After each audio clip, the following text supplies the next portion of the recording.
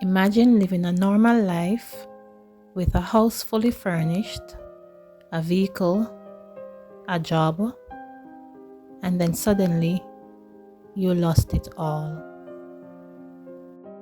What you're about to see and hear is a documentation of our lives since October 2025, displaying all the devastation that we went through.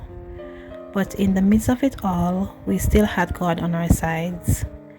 We are so grateful for Him sparing our lives to see another day. Please stay tuned for the rest of the video and listen to what we have to say. Thank you. Hi everyone, I am Kershaw and this is my husband Everall, and this is a story about our life.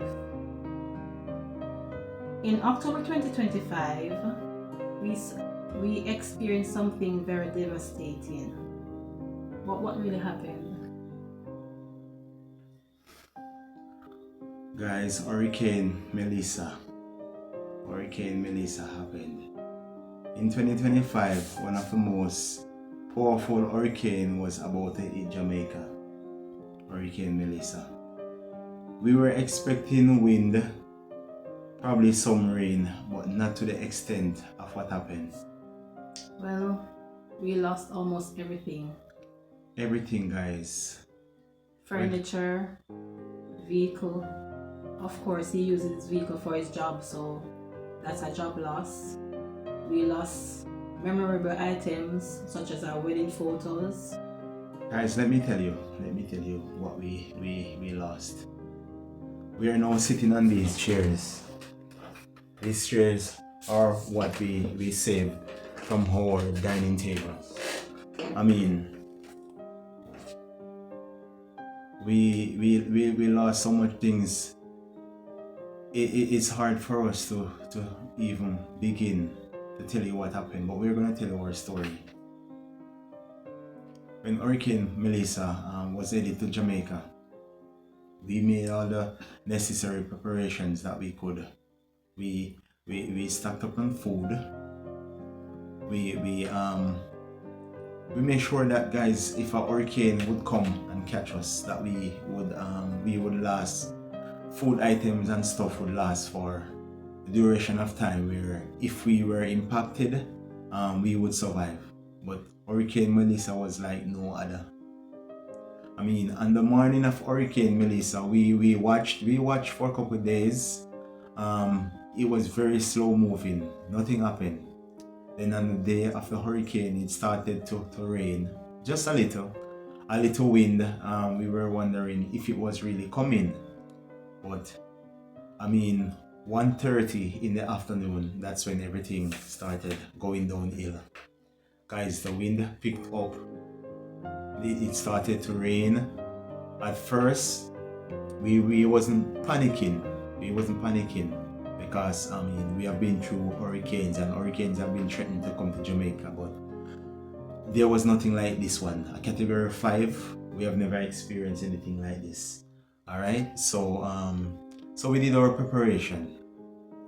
It started to rain. The wind started picking up. It was a shingle roof, guys. We had a shingle roof, right? As in we don't have that roof anymore. It was all taken away by Melissa. But just to go back a little, while we were here listening to the wind that was howling and making all different kind of sound, scary sound, guys. Then back room started leaking. Couple minutes in, guys, I realized that the water is coming very heavy. It sounded like 3 persons was on top of the roof. Now it sounded like 5. Or even more.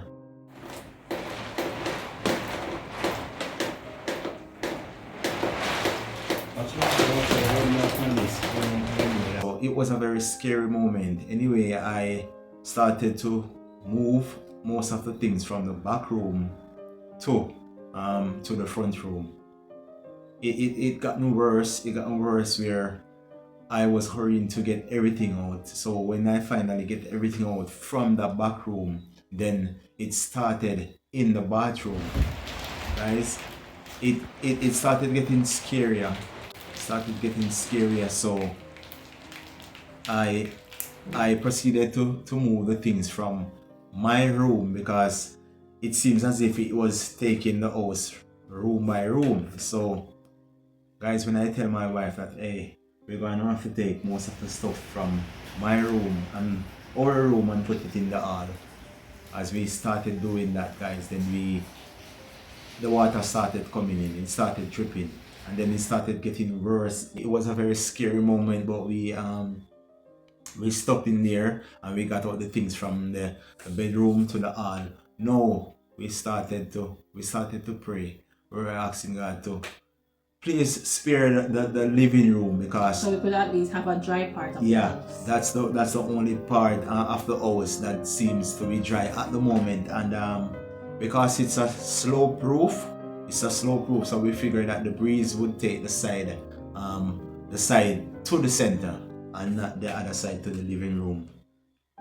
Anyway, guys, my vehicle was parked outside because of trying to make a corridor to border off the water from the living room and the bathroom, because it was coming in so heavy, guys. I tried to mop the water one of the time, but it was too heavy. So I make a little barrier barring off the main room, the living room from the rooms. Alright? So after doing that, and we started to pray to just let the living room not leak, right? So at that moment we realized that it was too late, because the water started to come in now in the living room, guys. So we had a little bunk bed. We put it on top of the dining table, right? Mm-hmm. Yeah, we put it on top of the dining table, and we started to put some documents beneath the bunk bed. Beneath the bunk bed, or original mattress bed. We couldn't do anything with it, so we were in the hall, guys, when it started getting worse, and we realized that, hey, everything is gonna get wet. We decided to look back through the front window, guys. When we made an attempt to look through the front window, it was white out there. We couldn't see anything. It was white.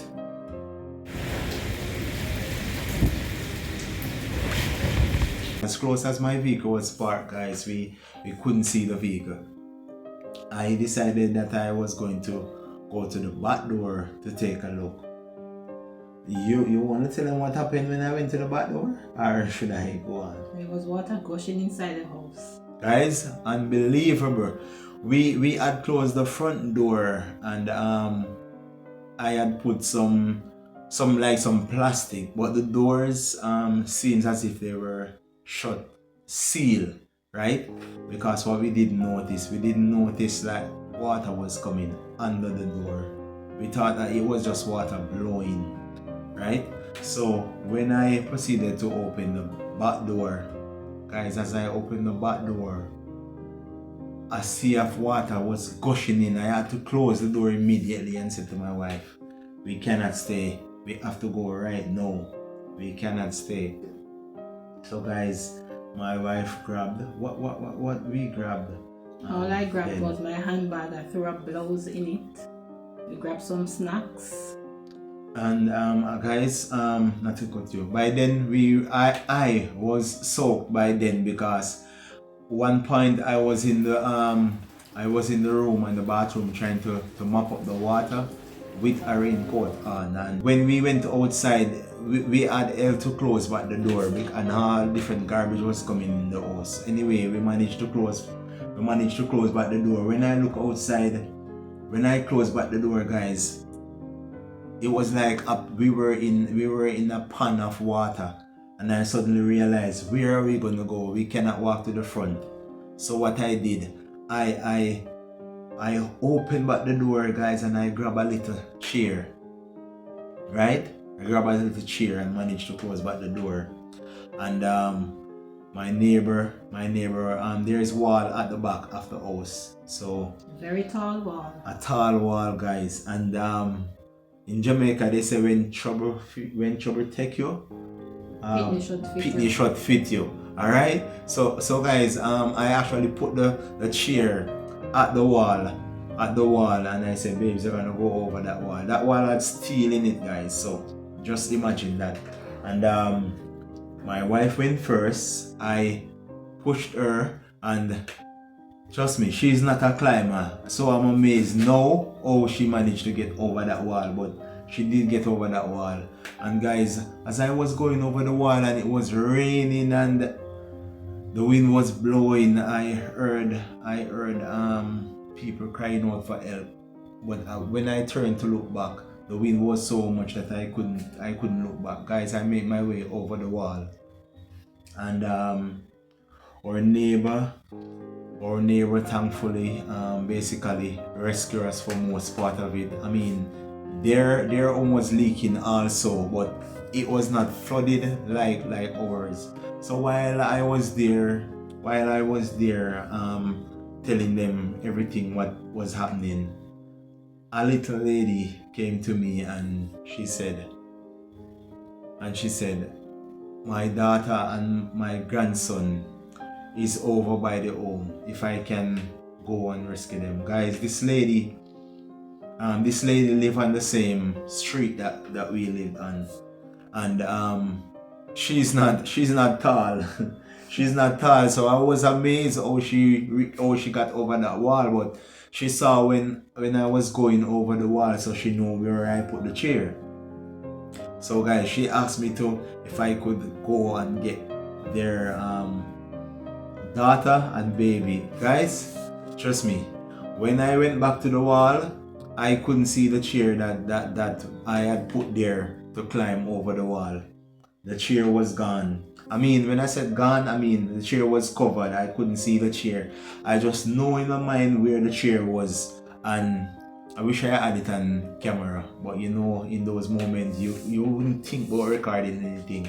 So I climbed over the wall just by memory where the chair was, and my foot stepped on the chair. When I stepped down in the water, guys, the water was under my arm, and I remember the land. I know the landscape. I had dig a trench to lay some block for a side of the wall. So I knew that if I stepped down in that, I would have been covered. So I stepped over it. Luckily I stepped over it, guys, but unfortunately when I went to the back door could not open, and I had to go around the front. Now I was faced with the water. It was the pond that came over. A pond that was in front of us. It came over. I was faced with a sea of water, guys. Trust me. And I had to cling to the wall just to reach round by the veranda. When I actually reached round by the veranda, it was a sight. It was like the water was pulling me. The current was pulling me to the water, but I hung on to the grill, and luckily I went through the grill because they seemed to have left the grill open. And when I went to the window, the front door couldn't open, guys, so I went to the window, and the mother was sitting inside with the baby. So I said, come, you have to leave now. And guys, she didn't answer, and I said, come, you have to leave now, it's gonna flood. And guys, like she snapped out of it, and I said, give me the baby. And they give me the baby, a little boy, about what probably about 3-4. Yeah, probably about 3-4. And I don't remember exactly what I said to the little boy, but I put the little boy over my shoulder and asked him to hold on. And I said to the mother, I'm not leaving you in here, you need to come with me too. And she took up her bag, but while I was leaving, because I was determined that I wasn't going to let this little boy drown, so I proceeded to coming out of the house, which by then, guys, the water was way up. I didn't walk the side that I walked before, because that side the water was deeper. side to my house, it was a little bit lower, but yeah, it was about it was way up under my arm then. So I was walking at the edge of the wall, and I was calling out to her mom and said, "You need to leave now, you need to come out." And when I look back, she was behind us. So I was hurrying because I had the little child on my head, and it was still raining, wind was blowing, and I made it to the wall. When I made it to the wall, guys, I couldn't climb the wall with that child. I couldn't climb the wall with that child. Only the grace of God know what happened. I put the little boy on the wall, and I asked him to hold on to the steel because there's no way I could climb the wall, and the mother was some distance in the water. So I asked him to hold on to the steel, and when he held on to the steel, I managed to climb up. Yeah, and when I was climbing up, yeah, I saw the grandmother coming, and she came and take on the little boy. Yes, guys. So I was there. I was there standing waiting on the mother to come, and when the mother came, I pulled her over the wall, and we made it to safety, guys. But it's not over, guys. The story continue. There's a lot more to say, but I won't bore you in this one video. So stay tuned for the rest of the story, and it's a journey. The videos and the photos that we took, it was not really for vlog purposes, it was just for documentation of all that we went through. However, we have been contemplating for a while if we should share all this information with you. And so we sat and we thought about it, and we have decided that we are going to rebrand this channel, and we are going to call it The Comeback Couple, documenting our lives since Hurricane Melissa onwards. So please stay tuned, support us, like, share and subscribe to our channel, and help us to put up more videos. Okay, guys, remember to leave a thumbs up on the video. If you have reached thus far, remember to like, comment, share, because this is only getting more interesting by the day. Alright, so see you guys and take care. Bye bye.